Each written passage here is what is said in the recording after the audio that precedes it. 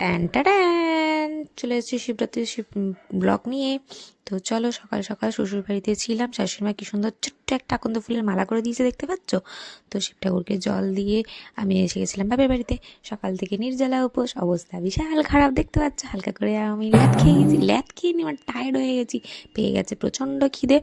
এদিকে ভালো লাগছে না, শরীরটা খুব খারাপ লাগছে।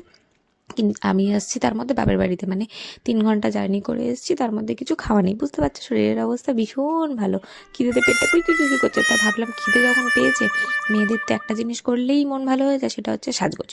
তো বেকার দেরি না করে ঝটপট করে সাজগোজটা করে নিই, তাহলে খিদে ঘুম তেষ্টা সব চলে যাবে। তো এটা হচ্ছে আমার মায়ের শাড়ি, বের করে নিয়েছি, এই শাড়িটাই পরবো। তো দেখো, পরে চলে এসেছি। কেমন লাগছে বলো তো, শাড়িটা কেমন পরেছি আমি? একা একা পরেছি কিন্তু। তো দেখেছো, মেকআপ করবো, শাড়ি পরবো, সাজুগুজু করবো বলে খিদে তেষ্টা ঘুম সব চলে গেছে আমার। দেখে না, ওটা আমার ফুল লুক। জাস্ট ওটা একটা লিপস্টিক আর কপালের টিপ আর সিঁদুর, আর কিচ্ছু পরিনি। কেমন লাগছে অবশ্যই আমাকে কমেন্টে জানিও, ভালো লাগলে আমাকে কমেন্ট করো। দেখো, এবার থালাটাও সাজিয়ে নিয়েছি, মোটামুটি আমি সব কিছু গুছিয়ে নিয়েছি, আর বাকি যাবতীয় যা জিনিস আছে সেগুলো মা নিয়ে চলে যাবে। তো বেরিয়ে পড়েছি এখন। হ্যাঁ, জুতোটাই প্লিজ ইগনোর করো। থালা ফালা নিয়ে চলে এসেছি। দেখো, এটা আছে বজরংবলীর মন্দির, ইস্টার্ন বজরংবলীর মন্দির। তো যথারীতি সুন্দর করে সাজিয়েছে। আমি চলে এসেছি মিষ্টির দোকানে মিষ্টি নিতে। এদিকে মা সমস্ত কিছু গুছিয়ে রেডি করে নিচ্ছে। দেখেছো মন্দিরটা কি সুন্দর করে সাজিয়েছে। সবাই এখানে জল ঢালছে, এই দেখো ভোলে বাবাকে কি সবাই মিলে সবাই জল টল ঢেলেছে, প্রসাদ প্রসাদ সব হয়ে গেছে। আমিও জল টল ঢেলে নিয়েছি এরই মধ্যে। তার কারণ হচ্ছে সেসবগুলো আর ভিডিও করা হয়নি। আর এদিকে আমার বদমাস ভাইটা যেন আমাকে ফোন করেছে, ফোন করে বলে কি হালকা করে যে, বর্দি ভাই তুই এখন ইয়ে নিয়ে মোমো নিয়ে আয়। ভাবো, এদিকে আমি উপোস করে আছি, উনি এখন মোমো খাবেন, মনে হয় যেন দিক আটটা। আর এদিকে আবার চলে এসেছি শীতলাতলায়। তো ওখান থেকে হয়ে বজরংবলীর মন্দির হয়ে শীতলাতলাতে চলে এসেছি। এখানে লাইন দিয়ে পুষ্পাঞ্জলি দিয়ে তারপর পুজো দিলাম। তার মধ্যে ছিল হচ্ছে আরতি। আমরা দাঁড়িয়ে দাঁড়িয়ে অনেকক্ষণ আরতি দেখলাম।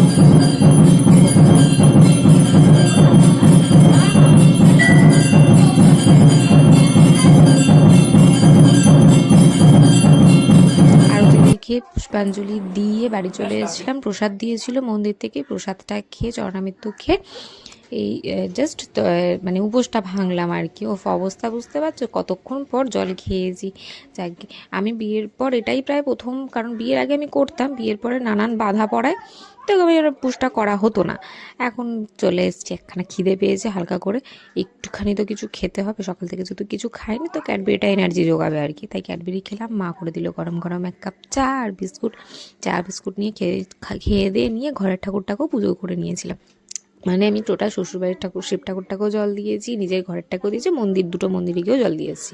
আর এখানে মা সাবু মেখে রেখে দিয়েছিল, তো সেই সাবু মাখাটাও হালকা করে একটু খেয়ে নিলাম।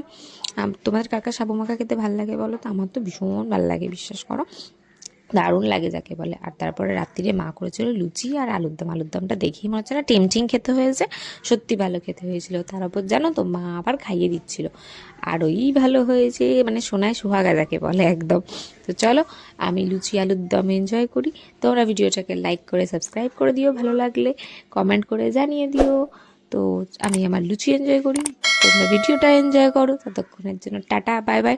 দেখা হচ্ছে পরের কোনো ভিডিওতে, ততক্ষণ stay tune for more, by.